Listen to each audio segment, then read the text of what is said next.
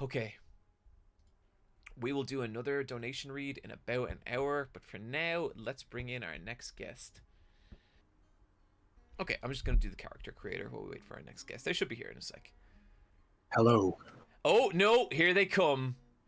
I Yeah, do sorry, believe that is the voice which of one Napoleon Bonaparte. it is indeed. John Wolfe, how are you keeping? I'm good, Napoleon. Neil, it's great to it is so good to hear you again, buddy. How you been? Yeah, it's good to see you again, man. I see the freaking stream is going well. It's been 12 going grand, man. That's very insane. well. Yeah, no, I am shocked. It is a little disheartening just how much of that has been like malicious, but that's okay. That's fine. That happens. Well, I Um, mean, if it wasn't for that, you wouldn't have the money, so it's that fine. that is It's true. fine. Listen, if I have to suffer to help a cause here, gosh darn it, I'll do it. But no, people have been incredibly generous, and it's really it is really we looks like we have some members of the Just Bleed gang here in Oh, chat. just Um, breed gang, rise up. So, Napoleon, you are. There's no qualifier here. You are my favorite MMA YouTuber by far. But how many of them do you watch, though, realistically? Like, It was you, and there are actually some others that I will not mention because I'm not trying to throw a sideways dig at anyone here. But go on, I go on. just That's what we're here fucking, for. I just love your shit, dude. It's great. It's Ah, so thank you. so good. I think you like. I was always like MMA adjacent because I like martial arts, I like wrestling, all Yeah, this stuff. Your videos are actually the reason I follow MMA now. that's insane. Yeah, oh no, That is kind of completely. crazy. It's been great, and like right now, you're doing. I think you just dropped the second lineal heavyweight UFC champion. Yeah, that one just came out like 3 weeks ago, 3 weeks ago, I think. Yeah, Um, excellent video. It was so fucking good, and it has just been kind of a pleasure discovering your stuff. Um, it's the kind of like it drives me mad because like I always say to people, "Oh, you got to check out this guy's stuff," and they're like, "Well, I'm not really into MMA," and I'm like, "But that's the thing, you don't need to be." It's like because like the way you describe like this like a lot of MMA content to me, right? Is like some lad and he's like drawing he's like freeze framing fights and being like, we can see how the lead hand here is attempting a hand fight while the right fist is clenched, possibly at a hook to the body, but and it's fine, but it's very like okay, it's a little dry. it's a I little mean, and there's dry. nothing wrong with that. That's fine. Like if that's Yeah, what you're into. But it I don't have that kind of analytical mind when it comes to MMA. yeah, but I like am more of just like a make dick jokes or whatever. So but like the thing that I love about your videos is you pull right back and you will show someone's like entire fucking career. You'll be like, this is why this is interesting, and all the mad shit that happens to them along the way. And then, it's like it's the kind of thing where it's like you can watch MMA or whatever, and it's fine if you just watch the pay-per-views and you enjoy the fights. That's fine. But the more you dig into these people, like I don't think there's a single MMA fighter that does not have a batshit insane backstory. Like they've all got something absolutely wild that happened to them at some point in their career, and it's like there just aren't enough people talking about this stuff. So like I took it upon myself to bring do stories you like have like a particular story or something? Because I think to me there was two that really made me fall in love with your content, and I think one of them was the that fight between the two massive dudes in Pride. the you're either talking about Fry versus That's the Takayama, one, where they Fry just versus punched each other in Takayama. the head. Yeah, that is absolutely one of the wildest things I have ever seen. And I had heard of that fight before you, but I'd never. I had heard it as like, oh, this mad fight where these two big lads punch each other a lot. I had never like heard the story or the emotion Yeah, behind it, or like what that those doesn't two do it men. justice. Yeah, and like what they kind of ended up meaning to each other, you know? It's crazy. Like, and like honestly, there's parts of that story that I left out because it was genuinely too depressing. Um, like the story is depressing enough as it is, but like at one point, I think like Don Fry after that fight, a few years later, like he was absolutely crocked. He was in the hospital. He lost like half his body weight. He just looked completely unrecognizable. You know, he had like the big Santa Claus beard and everything. He was just like it was hard to see, you know, when you're looking at him in his prime, and him and Takayama are just like going hell for leather, and then to see him like reduced to that, it's like, oh man, this is too much, you know. So like actually I left that bit out because I was like, it's bad enough with what happened to Takayama being paralyzed, that to add this on top, I'm like, no, nobody's gonna survive this part of the video. Yeah, that's rough. It's difficult. Like, I find like with like telling stories in videos, there is always like an editing process that happens where you're like, well, what version of this story do I want to tell? Because telling the actual story is often kind of impossible in a really strange way.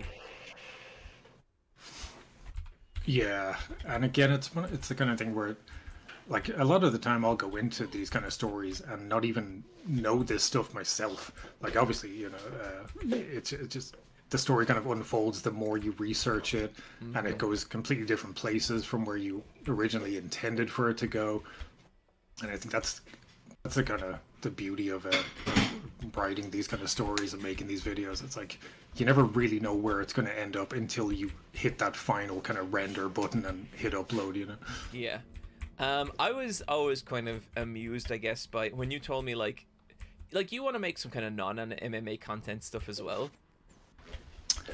I'd been kind of thinking about it. You know, you don't want to really get kind of pigeonholed.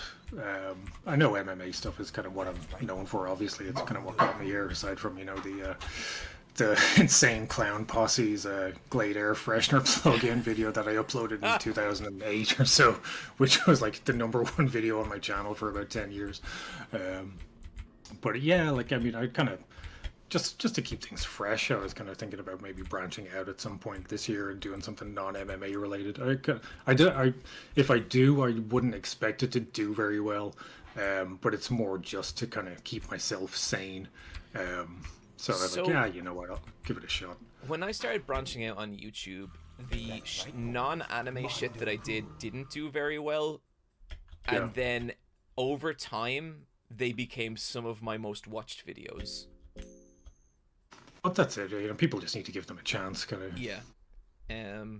So like it's a difficult balance to strike, but it also, I think it's the kind of thing, it's like investing in the long term of your channel versus what's going to do well like right now. In the short term, yeah. Like, I mean, there are a few, again, I'm not going to name names or anything, I'll put anybody on blast here, but like there's a few like MMA YouTubers who I have seen kind of try and branch out a bit, and it hasn't gone well for them, and you know, it's so it's a very delicate kind of balance to strike, but yeah, I do feel like one of the ways I have been incredibly lucky on YouTube is that branching out worked for me, and I know for a lot of people that's a real struggle. Yeah, I kind of feel like with your stuff, it was always just kind of, it was waiting to just branch out. Like, I mean, like, I think some of the first videos I saw of yours were actually like the non-anime stuff. Like, I think I watched like maybe your video about The Shining first. Oh, weird. Interesting. Yeah, The Shining is one of my favorite films of all time. It's so good. It's so good. Oh, seriously, I was talking to a friend of mine last night about it. Like, I rewatched The Shining for about the 50th time there last year, and at the scene where Jack Nicholson is like making out with the corpse woman in the bath. This time when I watched it, I actually started crying, laughing. My wife wasn't here; she was on holidays, so I was just sitting here watching that scene, absolutely just creased up laughing, because I was like, my dad recommended that I watch this film when I was 12 years old. He ran home from work with a VHS copy of The Shining. I was like, yo, you need to watch this shit. I'm worried that as a child I have not traumatized you enough. So here you go, buddy. So here you go. Here's a little extra trauma for you. It's fine. It's you can handle it. But I was like, how was I watching this as a kid? Like, but I don't know. I kind of feel like it's stuff like that it definitely helps build your sense of humor, your whole kind of persona in a way, almost. So, like, I don't feel like I would be the same person if I wasn't watching The Shining. I think about this a lot. I think about the stuff that really like fucked me up as a kid, as in like the media, not the traumatic life events, which I could have done Yeah, without. yeah. The fun stuff. The fun stuff, but like the scary films, the like, you know, the weird like cover of a book that you just could never get out of your head, all that kind of stuff. Oh God, yeah, so many of those. Like they were the best thing about the '80s was those kind of like the choose your own adventure books. Yeah, with like all that super kind of stuff. detailed, scary as shit book covers and stuff. But like any of that stuff, I wouldn't trade it for anything. You know what I Oh, mean? Like God, no. I love all the shit that like kept me up at night when I was a child. That was like really powerful emotion I was feeling. I wouldn't want to trade that for anything. And it makes me think about like, well, if I had kids, How am I gonna mess them up? oh well, in the most effective way possible. I have very specific plans, but no, like it's like, well, I don't know how much I'd let them watch and not watch. It's an interesting one. Yeah, like I mean, I don't have kids, obviously, but I mean, we have like I've got a niece, and you know, we've got friends of ours whose kids we kind of helped raise as well, so they're very close to us, and I can see it with their parents, and like the parents are very kind of like, oh no, don't let them watch X, Y, and Z, and I'm like, oh come on, like let the kid watch When the Wind Blows, like come on, what's the worst that could happen? And at some point, they are going to see that shit themselves, you know. So yeah, it's a weird one. All that said, I know absolutely fucking nothing about parenting, and I would not like. Oh God, No. Probably the last person who should be doing it. Yeah. Yeah, it's a weird one. Open the door. How is the stream going in terms of the game? Have you finished it so far? So we actually, just before you came on, we got our first S mode ending, and that was incredible. I was thinking that maybe we weren't going to get any, and so the fact that we've got one, I can hold on to that. We still have 2 more to go, and I have my doubts. I think the character we're on right now, Kahara, his isn't too bad. His isn't that dissimilar from the one we just did. After that, we have Enki, who's the Dark Priest, and that involves like beating one of the super secret final bosses. I genuinely don't know how we're gonna do that. And then after that, it's like another very difficult one. Well, this is good because this is the only character I've ever used in Fear and Hunger. Really? Yeah, I'm not that experienced in it. And I would say that right now you are probably about as far into the game as I have made it. Oh, so, wow! Like, this is probably all like new territory for me. So okay, yeah, I think we're gonna do well. And I don't know. Like I've got if we get the punishment wheel, I actually do have a few very specific MMA centric punishments that I was thinking of implementing for this run. So yeah, we can throw them on. The punishment wheel will be reached in a potentially $800 more if we get those donations going. If people want to donate, you can hit !donate in the chat. You can scroll down on Twitch, and it's the first link in the Super Eyepatch Wolf About section, and it's also a link of it is available on Twitter. So well, if anyone, like I was thinking, I don't know how this would work. Okay. Because again, this is about as far as I've gotten. So obviously, if we're going with like MMA centric punishments, no weapons, you can't use any swords because swords are illegal in the octagon. If you bleed, if you get the bleeding effect, you cannot stop it unless it's at a save point, because this is because just I have to shit, just basically. bleed. Exactly. So you can cure bleeding only at save points, much like in between rounds, but you cannot stop to fix yourself up while you're fighting. So one of the best things about Kahara is his escape plan, which means he can just run from any battle. So that's pretty much what I did for the majority of my playtime with this game. It's a very good way to just learn your way around what Fear and Hunger is and how it wants to interact with you.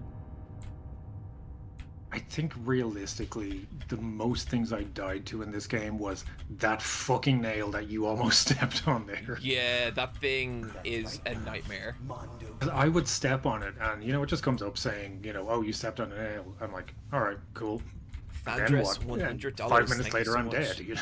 I think that's one of the like dropping dead in Fear and Hunger for reasons that you're not sure of why is such a huge part of the experience.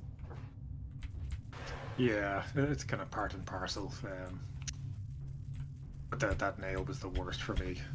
That guy, the legless dude crawling around there, he got me a bunch of times as well. He kills you. Yes, I died to that guy. Interesting. Okay. I think I don't know. Like, what are your stats on this? How many hours have you put into Fear and Hunger? So I have Fear and Hunger on my Steam Deck. I have Fear and Hunger on this PC, and I have an itch.io version of Fear and Hunger. I'm not sure how much they all are combined. I'd say easily over 100 hours. Okay, that's not too bad. I kind of figured you'd be up in the kind of 1,000. No, so that would be region. for Polo, and for Polo is a guest we had on earlier. He has 1,400 hours in Fear and Hunger. I checked out his stuff there yesterday when I saw him as a guest, and I watched his video where he was defending the coin flips. To which I would just like to say, fuck you. I mean, I actually agree with him, but sure. Like, I get it. But I checked my Steam records for it, and I've got like 10 hours played. Of those 10 hours, my save file is only about 2 hours, because 8 of those hours were spent trying to save the fucking game because of those coin flips. Yep, I get you. So, okay.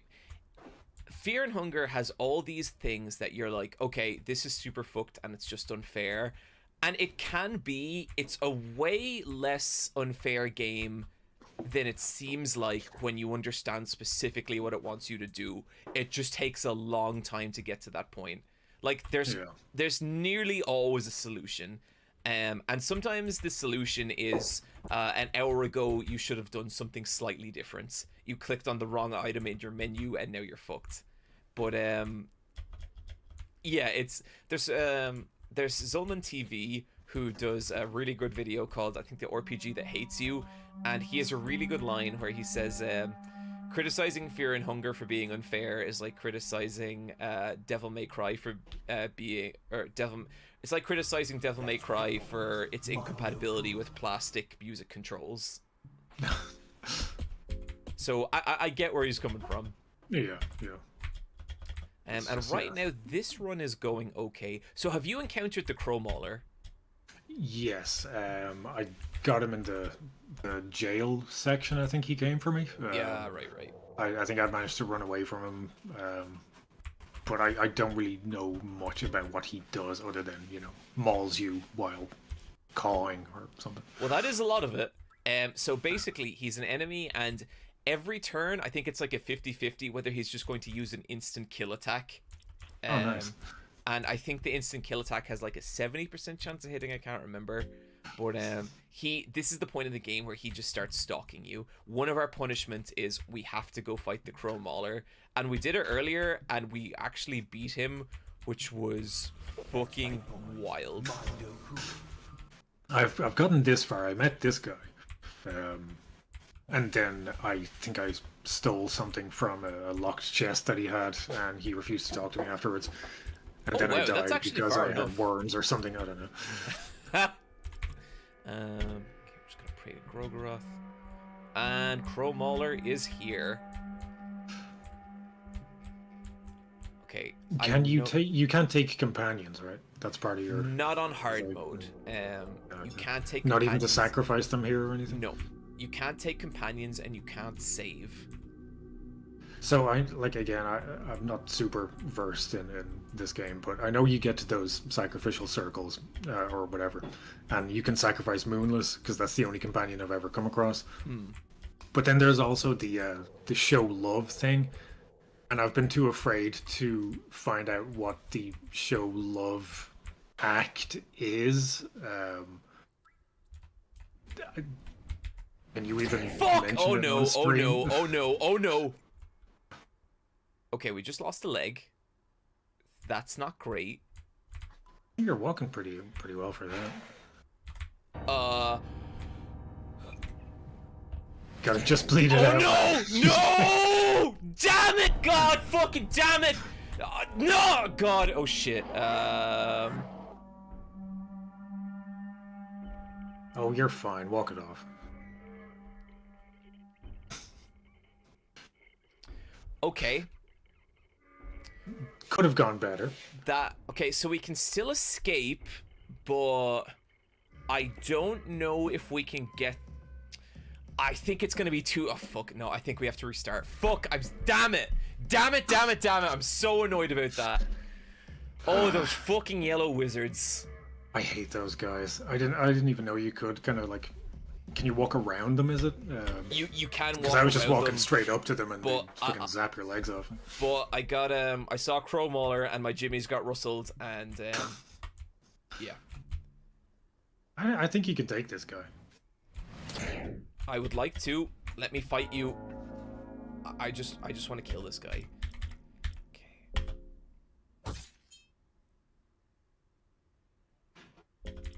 I'm trying to figure out how do you actually stop them doing all their weird shit. You're asking the wrong person. Yeah. Chat, what is the optimum strategy to beat these guys? Because these guys have been a nightmare in my run.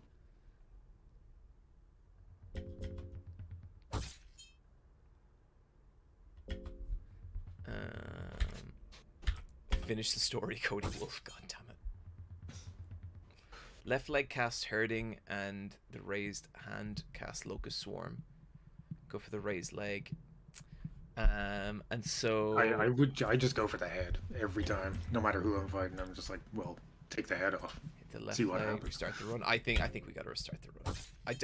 This is like the 5th time I've been completely legless on this stream, and it is just embarrassing at this point. Yeah, I didn't realize that, having no legs was a detriment in this game, and I kept on playing for, I don't know, probably a good hour or so after I lost both my legs the first time. I mean, it's still technically possible. Just kill me, Crow Mauler, just kill me. It's still technically possible to get the ending you want. That's right. But it's... I kind of don't want to put the chat through that. Okay, the flock of crows has ripped out my eyes. Something cool here is that if they do that and you run away, you can't see anything because you're blind because you have no eyes.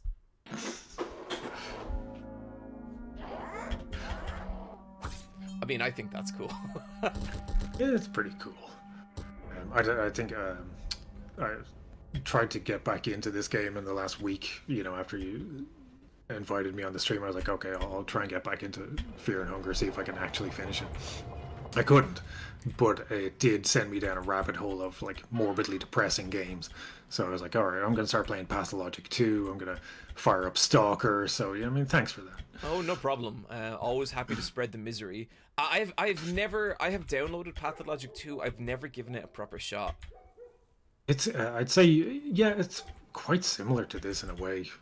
It's got like kind of a Dead Rising kind of thing, day-night cycle where you can only complete certain objectives during the day, and if you miss them, they're gone forever and stuff like that. But it's got that very, very specific Slav jank kind of vibe to it, where there's just like so many, like it doesn't bother telling you anything. It's just up to you to figure shit out on your own, kind of, which is what I really love about a good Slav jank game. Absolutely. Thank you to Jufins for the $100 donation. That's very, very generous. Okay. Like with this game, it feels like it's like anything really. It's just that how much time are you willing to put into it? Like anyone can beat this game. I really do think anyone can beat this. It's just dependent on like, are you cool with failing over and over until you learn what it wants? Yeah. Like I tried to play it without like guides as much as possible, but I kind of had to give in after a while and realized that I was not built for this kind of life. So I eventually muddled my way through to an ending without guides, but I enjoy bashing my head against something until I figure it out. It's the Irish way. Yeah, you will suffer, and you deserve it, because... The whole week I've just been picturing you as Mrs. Doyle and Father Ted going, maybe I like the misery. Oh man, truly that is the most Irish sentiments that anyone has ever uttered. One of. Yeah, absolutely. Oh, nice. Okay, okay. This is not so bad so far. Um. So okay, I feel like the one of the things I really want to talk to you about on stream, and whenever this stuff comes up, I nearly feel bad messaging you about it because I'm sure you're sick of talking about it. Jake Paul versus Mike Tyson. Right,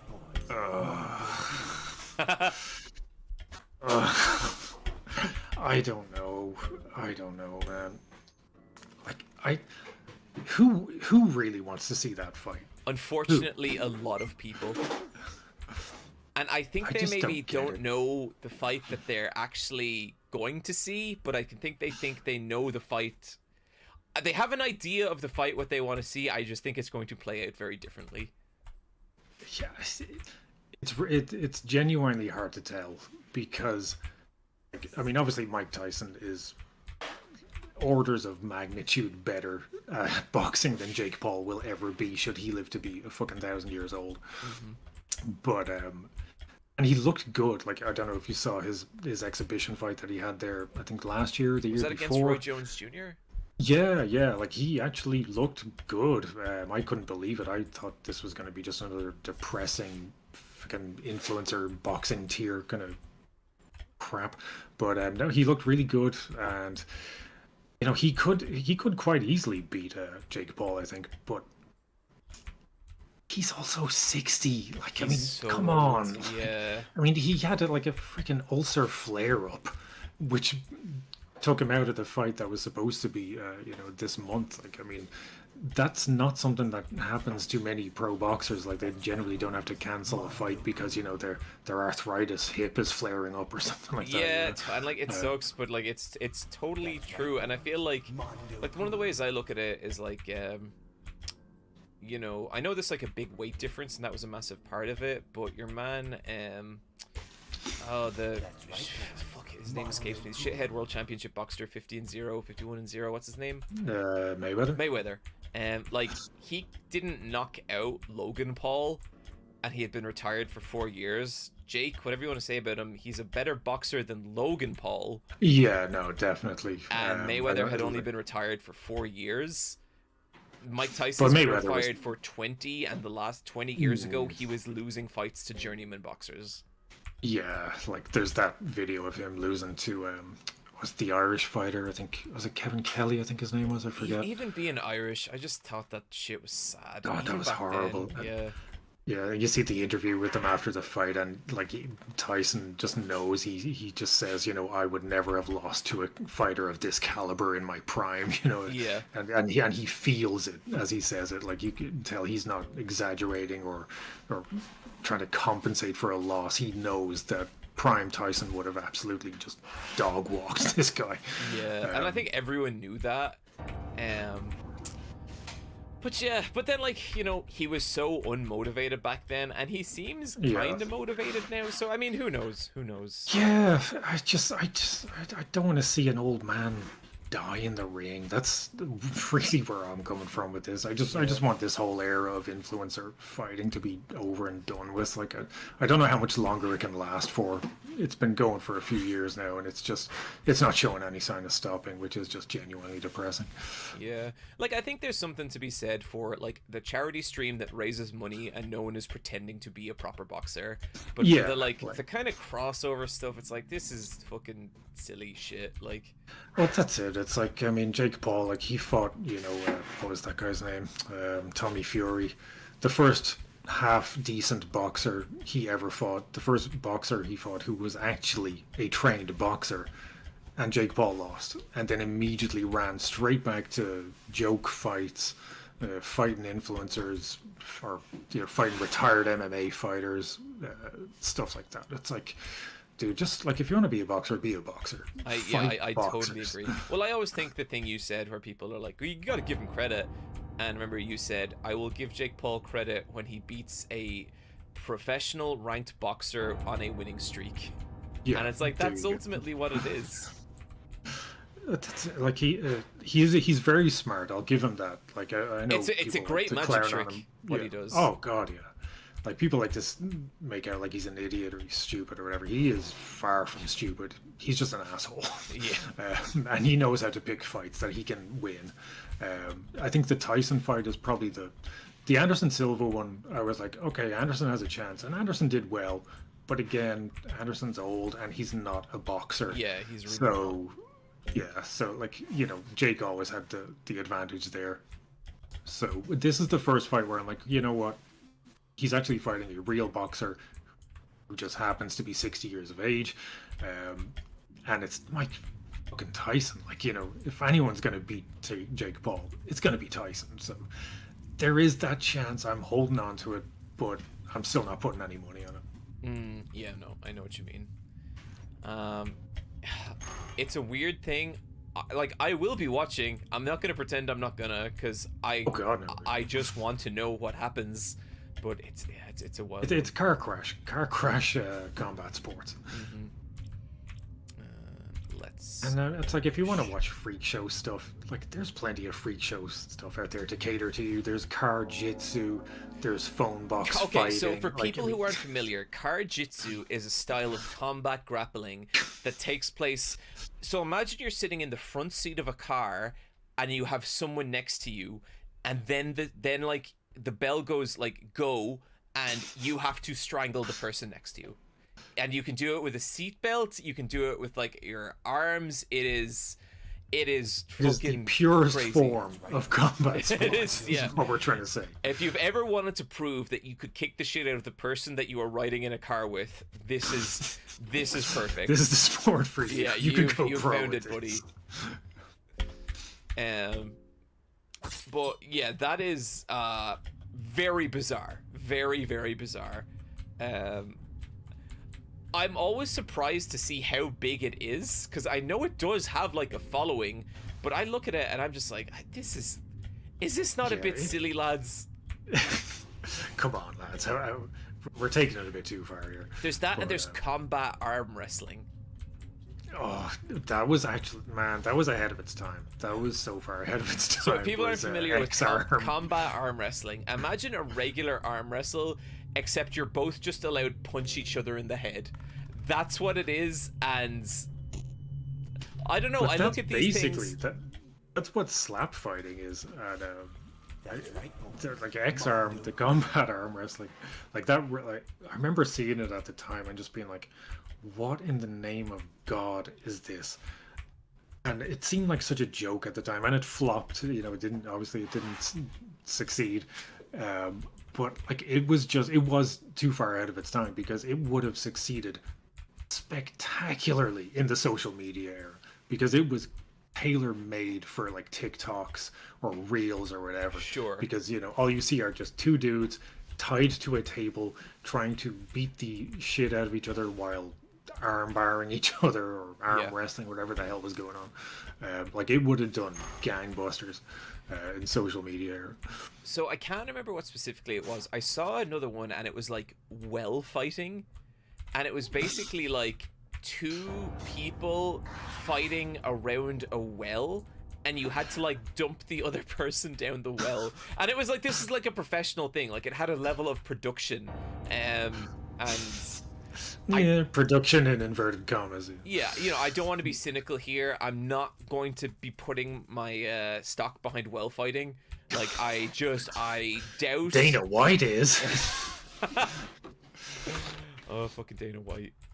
I don't know. Did you see his boasts about power slaps numbers recently? No, what was he saying? Oh, he was on some podcast and he was like, power slap does bigger numbers than every single sport on the planet combined, every sporting team combined, everyone who's ever done a sport or considered doing a sport, all of their numbers combined, power slap beats them all. And okay, what fucking space numbers are these? You can literally just Google it. Like you fucking Google like how many subscribers does Real Madrid have? And Yeah, it's 10 times more than fucking power slap. But Dana will like literally lie to your face about this stuff. He's like, if you squint at power slap's numbers like a magic eye picture, they vaguely resemble something bigger than Real Madrid. It's like, come on, dude. Yeah, I feel like it's that bit from Mean Girls. Stop trying to make power slap a thing. It's not a thing. I don't get. I get that's another thing. Like, what is the audience for Power Slap? I don't understand it. It's people who just want to see someone get slapped and knocked out. I get it. Like the first time I ever encountered like I don't slap combat. I don't know what you call it. The first time I ever encountered it online, I was like, oh, this is interesting. And then I went down like a little rabbit hole and I was looking at it, and I was just liking watching people get slapped and knocked out. And then I started seeing all the stuff about like this is really dangerous and bad. Yeah, it's. I mean, if you want to have a functioning brain past the age of like 25, maybe slap fighting is not the sport you get into. Yeah. Even if you don't, I think there's probably more fun ways to kill all your brain cells.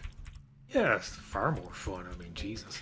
But I just don't get it. Like, I mean, Dana's saying it's like a $750 million sport at this point.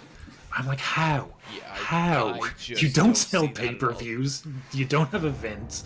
There's nobody in the audience. Yet somehow you're making 750 mil from this shit. I mean, Okay, little scare there, but we're okay. We're okay. We're doing well. Let's see here. Okay.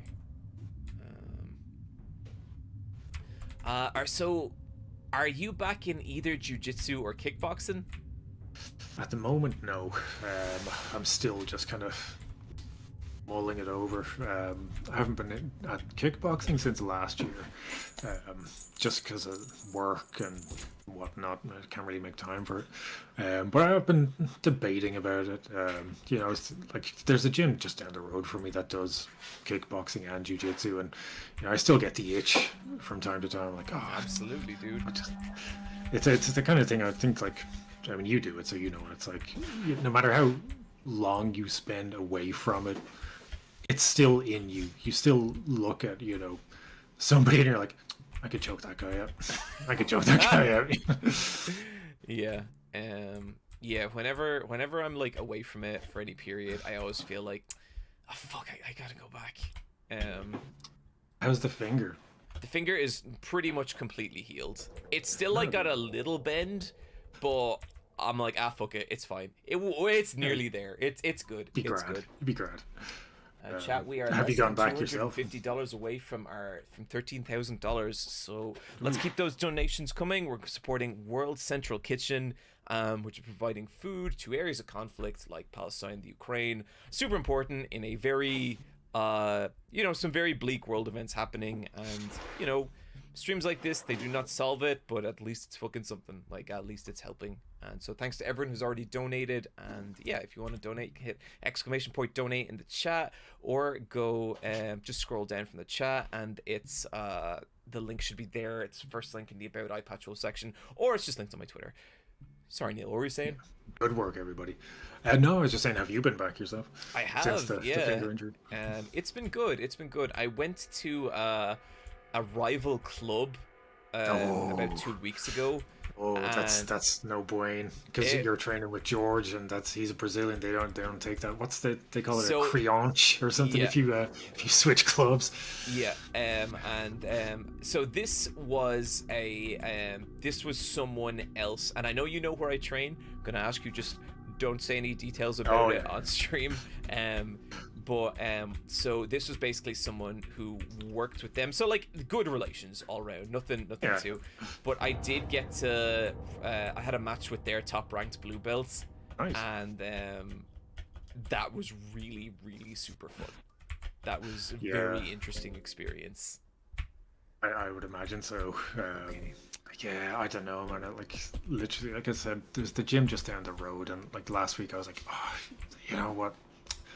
Like, I'm getting old at this point. I don't have much left in the tank. I'm like, if I'm gonna go back, I'm gonna have to do it soon. So, I don't know. I'll see how it goes.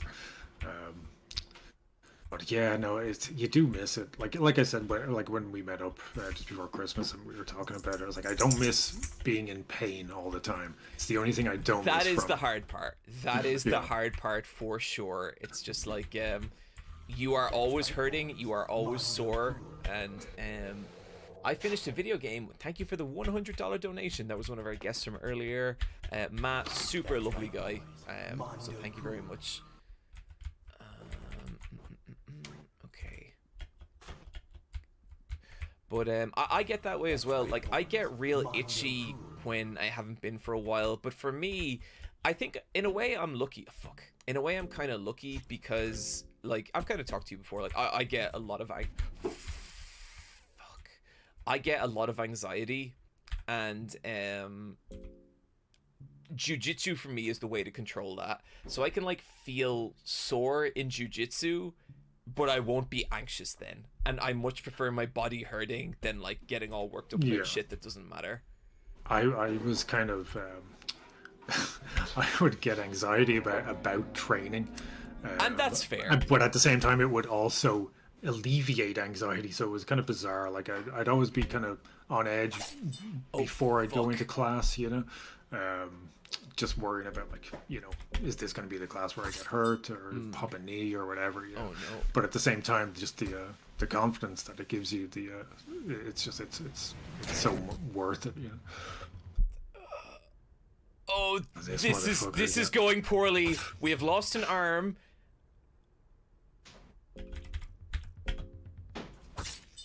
Come on, okay. Okay, now just kill him. Now let's just kill this fucking guy. You can do it. I believe in you.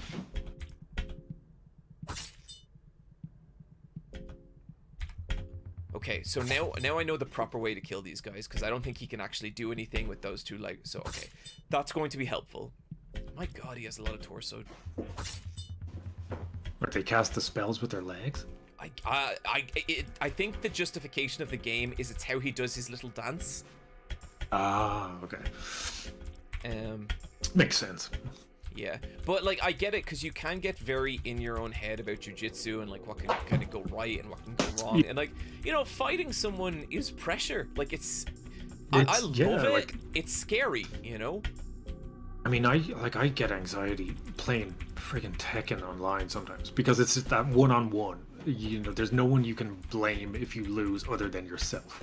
And that's the hard part about jiu-jitsu, is, like, you know, when you lose, yeah, you're the only one to blame. So it's that kind of, that one-on-one kind of sparks anxiety a little bit for me. But like I said, it's like I get anxiety before class, but as soon as you're in there, yeah, it's perfect. Like, it's oh yeah, I mean, my brain is always trying to, like, justify why I shouldn't go.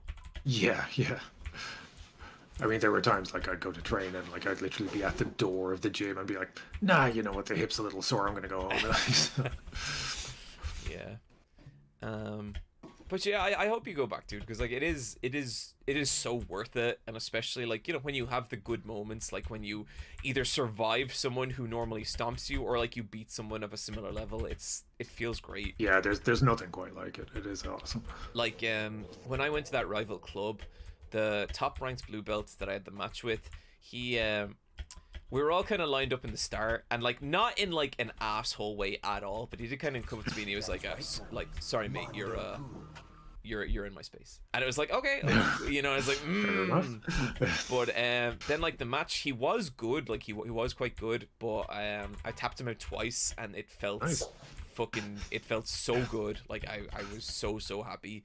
Because I really thought that I was going to go in and just get stomped by these guys. Because I always hear how, like, going to another dojo is really, really hard, because you're not used to what anyone does, and everyone is trying to go 100% against you.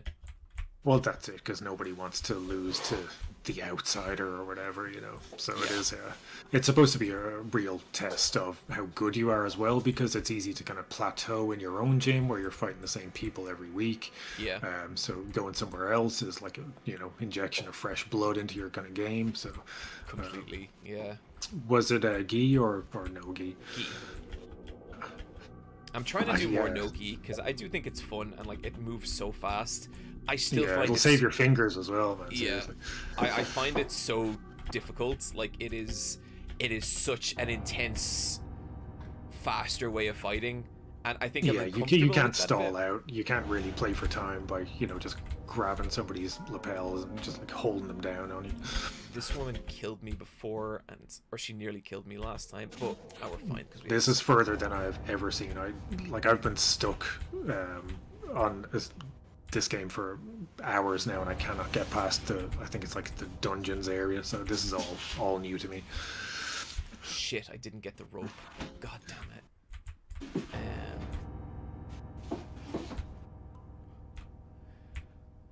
Yeah, this area is a major choke point. This is kind of part of the mines, and the mines are really like it takes some know-how to get through them in like a really difficult way. Wait, what? I'll probably just uninstall the game after this stream, to be fair. Like, I'm good. I'll just watch you finish it. Oh my god, he's trapped us in a stun loop. No. Gremlin Hold 37 says you can't do pretentious lapel guards in no gi though. I do miss doing spider guard in no gi. Spider guard is always fun and pretentious. Spider guard's really cool, but we got so fucking unlucky there. That was so bad. I can't believe that happened.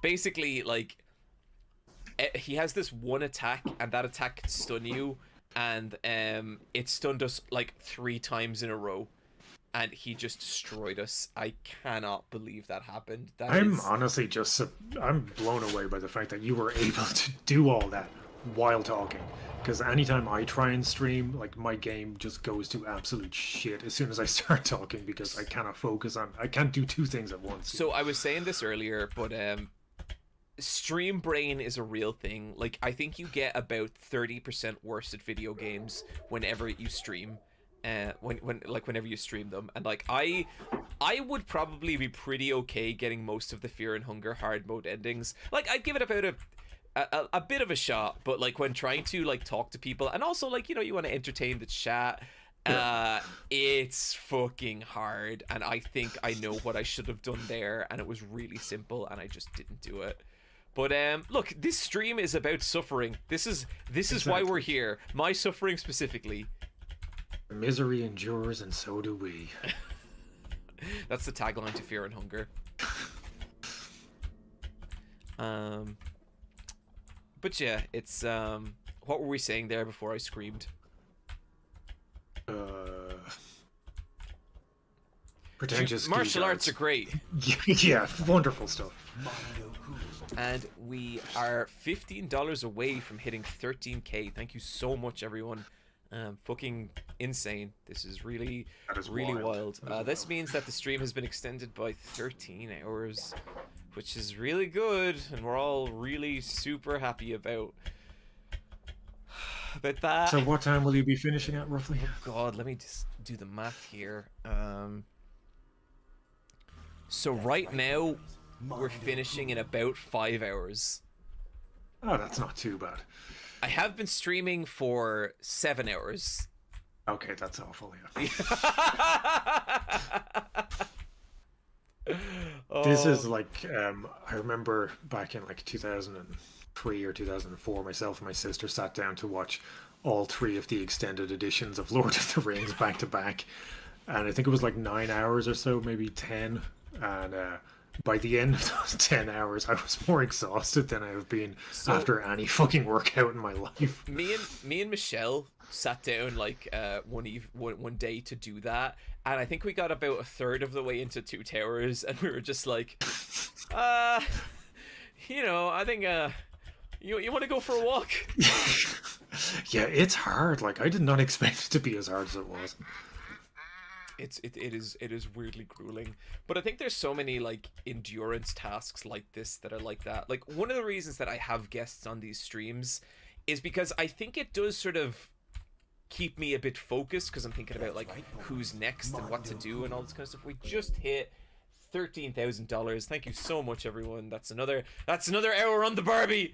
So that is awesome. But like, guests let me kind of like bounce off people, and I don't have to generate everything myself, which feels nice, you know.